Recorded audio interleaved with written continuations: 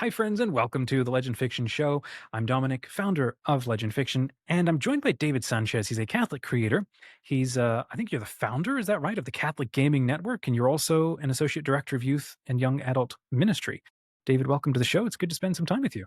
Thank you. Yeah, So let's talk about what is the Catholic Gaming Network? Why did you start it? What are you doing with it? sure. So the Catholic Gaming Network is basically just a big conglomeration community ministry that we founded for Catholic gamers specifically, but we've had a lot of influx of people who come from different backgrounds and just love hanging out with a community that's super positive and just inclined to want to be with each other and hang out with each other. So, yeah. Amazing. So apart from a shared love of gaming, what is it you all do? Is it like a Facebook kind of platform? Is it a you share live stream games together or something? Like what is the experience? Sure. Yeah. So we actually have kind of two main platforms that we use. So our actual communal platform that we use is Discord. So we have a Discord server. I think right now we have about 315 members on the Amazing. Discord. Okay. And then the secondary platform, we do live streams on Twitch. We can get into a little bit later, but yeah, I basically stepped back from live streaming, but we have an amazing team of streamers who basically stream throughout the week, different Okay. games, yeah, everything. Oh, cool. What's the average age of people that you're joining or who are part of this server, and who do you hope to reach? So our average age is probably right around between 25 and 30, I believe. Yeah. So we kind of started as looking for really anybody. I know a lot of college age students are kind of looking, especially if they don't go to like specifically like a Catholic university or something. They're looking for community, and we were looking to provide that for them. And we've had quite a few college age people come in and join the group. But as we've kind of grown, it's actually it's just really interesting how many different kinds of people that come around. Really? Say And I more. say that in a really, yeah, I say that in a really beautiful, positive way, just because we've actually had a big influx of people coming from actually outside of the States. Really? And so, yeah, I think I want to say the furthest person that we've seen join has been from the Philippines. And so it's Wow. been, yeah, kind of a weird, in a very good way, a weird like shift to kind of international audience. And we just love having community members and fellow Catholic, yeah, Catholic gamers come in and hang out with us from around the world. So, Nice. So is it literally just like a fan club for people to talk about their favorite games and where they're progressing through it, or look for gaming partners, or why should somebody join? Why do they join? What happens? so the biggest pull we've seen as far as the feedback that people give us as far as wanting to join really has just been the desire for a group of like-minded people, this in our case obviously like Catholics, kind of looking for a safe space to hang out, to share their faith, but also to, play the games that they love with a Yeah, group yeah. of people. So, Mhm.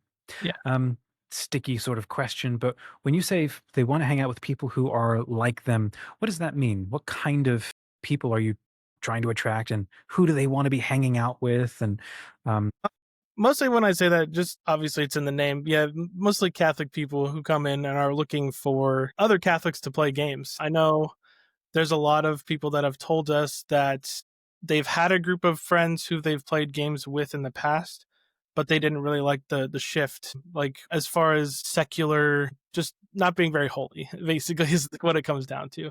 And obviously, we're not perfect people either, but I think it's kind of a breather for them to come in and share life with us. yeah, So okay, beautiful. Well, look, what's your story, David? How did you get into all of this, and how did you become a director of youth and young adult ministry? Like, yeah, where are you in the country doing this? Why'd you get into it all?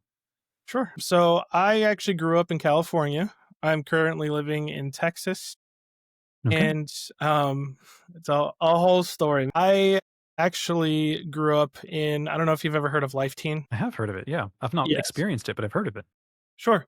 So Life Teen is kind of twofold. It's one part materials and resources for youth ministries to essentially how to run their program and better ways to reach teens. And then the other side of it, and I think I would say equally important, is they actually run summer camps and retreats throughout the year in at their retreat centers. I'm actually really not too sure where they're at right now as far as how many camps they have, but I think they recently opened another one. So I want to say there's about 4 camps now. Okay. Yeah, 2 in It's a Georgia. pretty popular group, right? Or like, is it a Yeah, Catholic ministry or is it a Christian ministry? Catholic. Yeah, Okay. they make the resources for Catholic ministries, specific like youth ministries specifically. So I got involved with a Life Teen actually at my home parish in California, in Southern California. My parish was a Life Teen parish. My youth minister actually spoke at a lot of different conferences with Life Teen, Chris Mueller, just name drop him. But he was an awesome youth minister. He actually got me back into my faith coming out of high school. And You'd walked away for a while? so I was still Catholic, still going to mass, but not Hmm. really living it out, if that makes sense. Sure, sure. Yeah. What So inspired you to come back or start taking it seriously? What was his, like, I guess his witness impacted you? partly him, but also I think just a group of young adults and, well, I guess at the time high schoolers that were a part of the program, a part of the youth ministry program. And one of the young ladies, her name was Kaylee. She actually invited me to go to one of the Steubenville conferences. I don't know if you've ever heard of Oh, those. Yeah. yeah, yeah, yeah. Those are they're big they're big Yeah. events. Yes. Yeah. So she invited me, and I, not really knowing what it was at the time, I just kind of said yes without really like thinking about it. And that's where I really fell back in love with the Lord. And I know a lot of people have experiences during like the big adoration nights and everything. And that's really where I fell back in love with the Lord, was during the adoration session that they had at this conference. And so that kind of kickstarted my faith back into high gear. And I joined our ministry's core team, which basically just means small group leader, you know, walking with the kids and all that stuff. Come to find out, one of the core team members that was with us on the team, he actually left for a summer to go serve at one of these camps with Life Team. And essentially, I was like, well, that's interesting because like I've hearing about it before, obviously, and that kind of thing. Excuse me. Um, Hearing about it, working with it, I was just really curious and interested to know kind of more about what that looked like and what exactly that entailed. So he left to become a missionary with Life Teen, and kind of hearing about his experience, I was very interested in also doing that because I wanted to do something more with where I was at within my life. And so I that summer was the first time that they actually had a summer camp, kind of a remote summer camp location in California. So left for the week. The camp was about a week long, and just really fell in love watching these missionaries, hang out with these teens, walk with these teens during the week. Okay.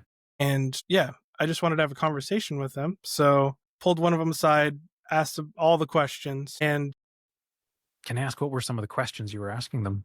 Do you remember? You don't oof, have to a get into it. You long don't want time to. ago, really just like why they were doing it and what their main like driving force was behind wanting to serve as a Right, missionary. right. Well, it So sounds like they really impressed you. You've gone on to kind of do this sort of thing yourself. yeah, so after that summer, I made the decision that I didn't want to just do it over the next summer because it was two types of missionaries. They had like the summer missionaries and then they had the full-time missionaries. And so I didn't really feel like I was called just to like give part of my summer to Jesus, to this camp. And eventually I came to the conclusion, I was like, well, I'm not really doing much with my life right now. And so I think this is where God's calling me to. So, yeah. I'm guessing you were gaming during all this time. Was that a big part of your youth and present? Yes. Yeah. Yeah. So I pretty much grew up playing games. I'm 31. So I'm trying to remember. I think the first game I ever played was probably Pokemon Ruby. Really? Yeah. What was the first game that absolutely blew you away? Mm. I remember mine being Halo. See, I grew up in a home where we didn't have a lot of games. Um, so seeing Halo, the first one, for the first those old graphics, but seeing that for the first time was like, "This is it. Forget summer holidays. We're doing this." Yeah. Um, yeah, kinda similar. I would probably say either Pokemon Ruby, because that's, like, the one I owned, or kinda like you, I had a best friend growing up, lived across the street, and he basically had everything. One So of those. exactly. Yep. Those are the best friends ever. Yep. So, yeah, I would probably say kinda similar to yours, probably Halo was probably the first, like, big game that I played. Yeah. Yeah, very much inspired my love for gaming. Yeah. So, I went on to essentially served 2 years with Life Teen, first as a missionary and then second on staff at the camp. So, yeah, Life Teen was a big impact on me personally growing up, but also I think just wanting to have the push for creating community for people. Yeah. So when did you begin the, Catholic Gaming Network? I always have to look this up because it's just been so long. No worries. Couple of years ago or something? Was it during like, the pandemic started a lot of things. That's when I started my writing community, was I wanted a different way to go about bringing storytellers and authors, and there's a bunch of gamers in there as well. But that just kinda like that pandemic really started a whole bunch of new communities. Yeah. So, I actually started live streaming in 2021, Okay. and it didn't actually become the Catholic Gaming Network right away. So I actually started doing it as a kind of personal channel and didn't really have any ties to the faith, didn't really have any ties to Yeah, it was the just you, right? yeah, Yeah. exactly. I think it was actually I got a friend of ours on a different kind of community I was in at the time. It was a Destiny clan. Basically invited all of us if we wanted to participate in joining his like team for Extra Life, if you've ever heard of that. No, I haven't. What is that? So Extra Life, it's a charity event that happens every year, and they raise money by playing games for children's hospitals Oh, cool. across the nation. So I had kind of been thinking about doing live streaming, but I think that was kind of the push, the real push for me to do Okay. it. So yeah, There you go. That's a great cause to be jumping into. yeah. So today, what's been a game that you've played recently that blew you away all over again? Really, really impressed you, or maybe you really love? That's a great question. Recently, I would probably say now I haven't actually played it, just seen it played, but the new if you've heard of Arc Raiders, Maybe. it's Keep going. sure. It's a third person extraction game. Okay. Embark Studios, if you've ever heard of them. They made the finals, if you've heard of that game. Nope. I don't do a lot of gaming. No, that's Definitely not as okay. much as you. Yeah, so they made the finals, which is just a first person shooter. Kind of more of like an arena style, like first person shooter, which is fun. But this game, like I said, is an extraction shooter. And with it being kind of a smaller studio, I think it's just really impressive what they've been able to kind of cook up. Okay. And I think it's releasing at the end of this month. So Nice. yeah, yeah. Okay. That's cool. What do you think about my wife is a gamer. She's very good at it. I'll occasionally try to because I love gaming, but I want to be a storyteller, therefore I play games. No. I basically don't do enough story writing. So I got to choose something, but I love watching the newer games that are being developed and how well they seem to be produced, and then I see people complain about the mechanics of it all. And then there's all these indie games that are popping up that are just now using these industry level tools, and they're doing incredible things. And then there's AI that's in there, sort of streamlining the code, making it faster and stuff. What do you see is happening with not just the gaming industry, I mean, but there's the massive, games produced by these massive industries, but then there's like, I don't know, these indies seem to be giving them a real run for their money. What are you excited about with all of this with the gaming industry? So it's really interesting that you bring that up because I've been kind of thinking just about the state of gaming in general as far as development goes. And it's really interesting with full on titles coming out from indie studios, but also even just like mods for certain games that are basically just overhauls of the entire game that are made by, one or two people. And like you were saying with like the tools that they have available to them, like UE5 and all that stuff, just kind of how crazy the like uptick in quality has been from indie developers. And I think the first one that comes to mind, and I don't even know if you would consider them an indie developer anymore, but Silksong, like Hollow Knight. Oh, yeah, they just dropped the new one. Yes. Yeah, Yeah. ruined Steam for a whole day. I couldn't do anything. Yeah. Now I will say personally, I'm not a huge like that type of game person. Like Like the side-scrolling not so animation much the style. side scrolling, but Okay, the I would kind of call it the more kind of, I guess, Dark Souls inspired games where it's like the bosses are like super hard. Yeah, so I'm not super, yeah, I famously played Elden Ring for maybe an hour and didn't get okay, past like the first boss. So, okay. yeah, so more so I'm just impressed with the quality of that game. And surprisingly, I think that the bigger studios that I've seen, especially with like Borderlands 4, I think, and even the most recent Call of Duty that they've kind of showed off some stuff for, they're not very well optimized. What do you And mean? Optimized for what? Storytelling or the gameplay itself? gameplay and graphically, like with the hardware and everything. Yeah, definitely. It's a whole other conversation. But I just don't know where the sort of loss for care has come from as far as essentially releasing a product that's not finished or at Right, least right, not well optimized to be published, if that makes sense, or put right, out. right. So that's a whole nother thing that I would get into. Well, But so it sounds like you're saying, or you're seeing more care coming from smaller indie studios or something, because I mean, it's an harder uphill battle to, get attention. So they're coming strong out of the gate yes, yeah, and they're actually finished. and finished right. Yeah, so I to your point, I think it's very important for these smaller studios to have it all together before things go out. Yeah, yeah, Because if you have a game that's not finished, then it's just a bad experience for the person playing it, and then they just yeah, don't go back to it. So yeah.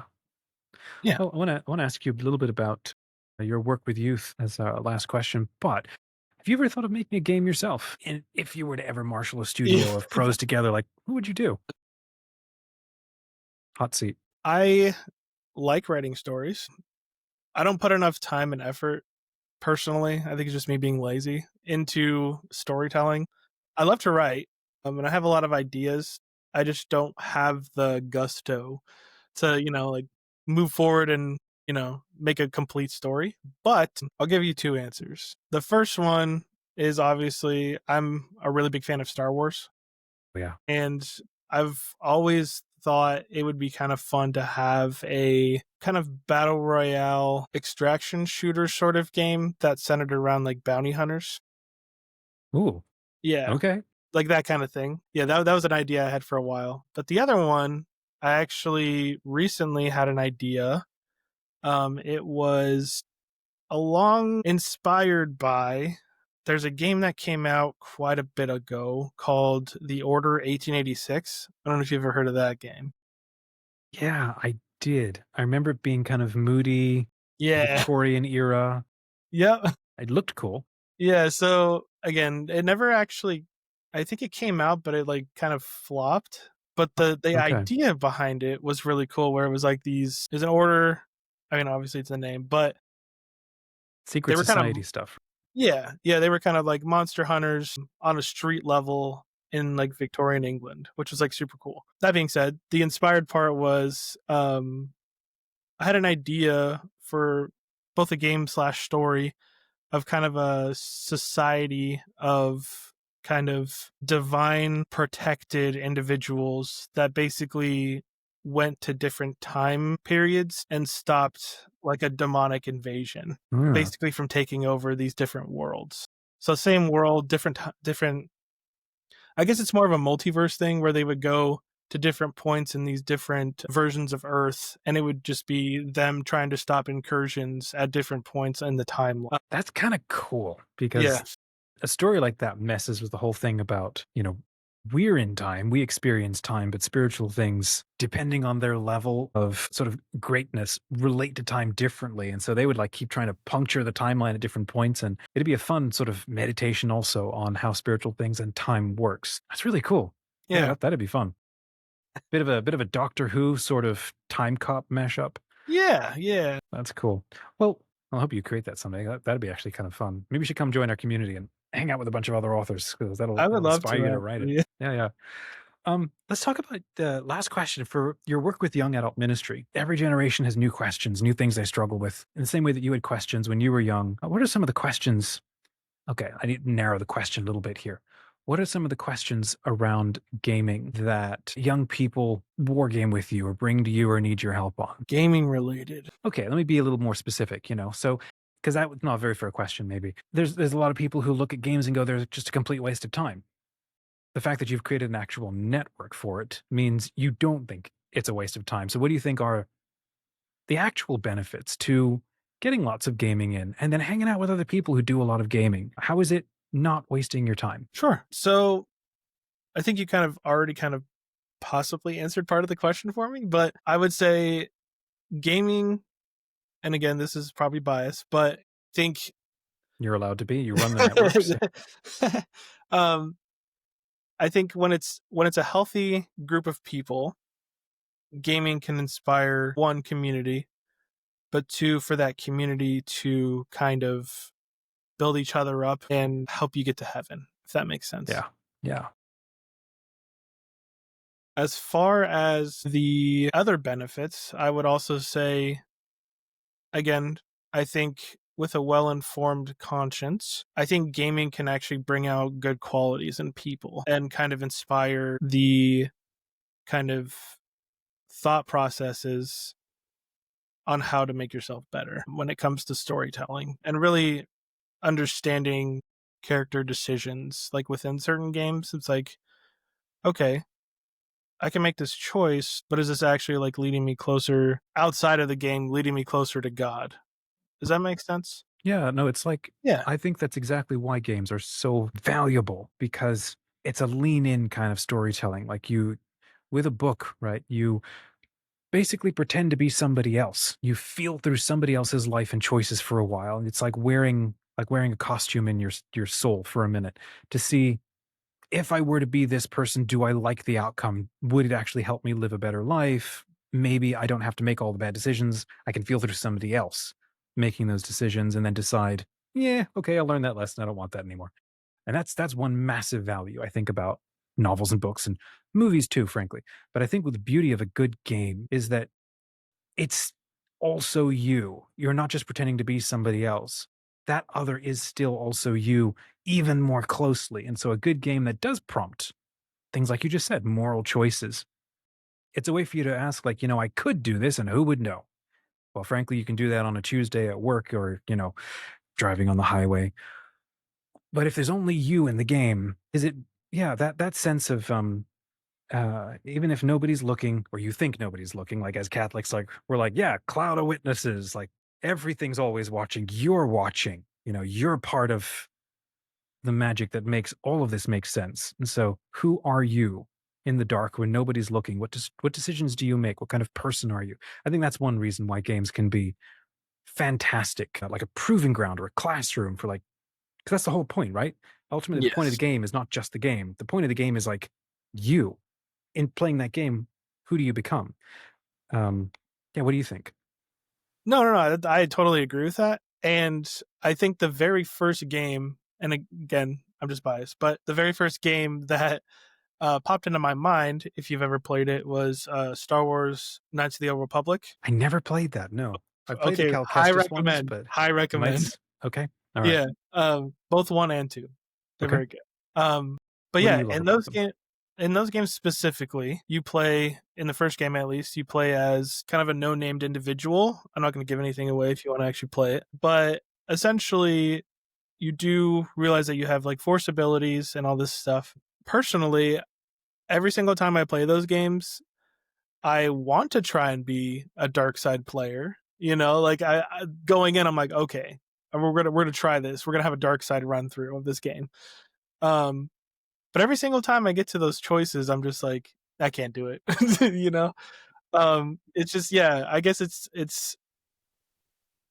I think it's good to have that kind of moral kind of back and forth with yourself, especially with those kinds of games where it's like, yeah, the actual outcome of the game doesn't mean anything because it's not happening in the real world, but at the same time, it's tugging on my soul in certain ways, if that makes sense. Yeah. Yeah. It's a bit like why stories of anti-heroes or movies of anti-heroes, I think, are actually they're very important stories. And we sort of watch them and like again, feel through what are the outcomes or the consequences to if I were to give in to all of my dark impulses and I've got the capacity to do all these bad things and the things that I know are wrong and harmful and evil and whatever. I know Mhm. I can do them, but you know, there's a difference between being able to do stuff and then just being like weak and not doing anything. And I think we like anti-heroes because there's a strength in them to want to get something done and to burn every bridge to get it. And there's that what is that line from like Revelation where Christ said, I wish you were hot or I wish you were cold, but because you're just like, you know, Lukewarm. lukewarm, like I can't work with that. Right? You don't want anything. You don't do anything. Right? Better for you to be like an anti-hero because I think the beauty of anti-hero stories is they're awful stories intentionally. They're like cautionary tales, right? It's because you like you're watching somebody who just does not want to convert. Like at every single point they're shown, if I changed who I was, I might not win the goals I'm setting for myself, but I might actually be a happier human being. Mhm. But I don't want that. I want my will. And the whole point of the story is how long do they hold out that resistance? I think as you become a more self righteous culture, which we kind of are in the first world West, you need more of those kind of stories to kind of like calm down from thinking you're such a good person all the time. Maybe Yeah. really good people do awful stuff when you're not paying attention to yourself. Mhm. So I like your sense of that. I've never thought of doing that. Playing the dark role and seeing if you can make good choices all the way through. That's a fun challenge. So David, where can people find you online and get connected with you and join your community? Sure. Twitch.tv. I'm always bad with the Twitch. Twitch.tv/ Catholic Gaming Network is on Twitch. And then as far as the Discord goes, that is actually the link on there on the Twitch page should take you directly into the Discord. So, yeah. Awesome. All right, I'll put the link in the description. Folk can check you out. Last recommendation that you'd want or that you routinely encourage people in your Discord to keep in their minds. What would you leave with us? I think this is also partly for myself, but don't be afraid to step out of the boat and try new things.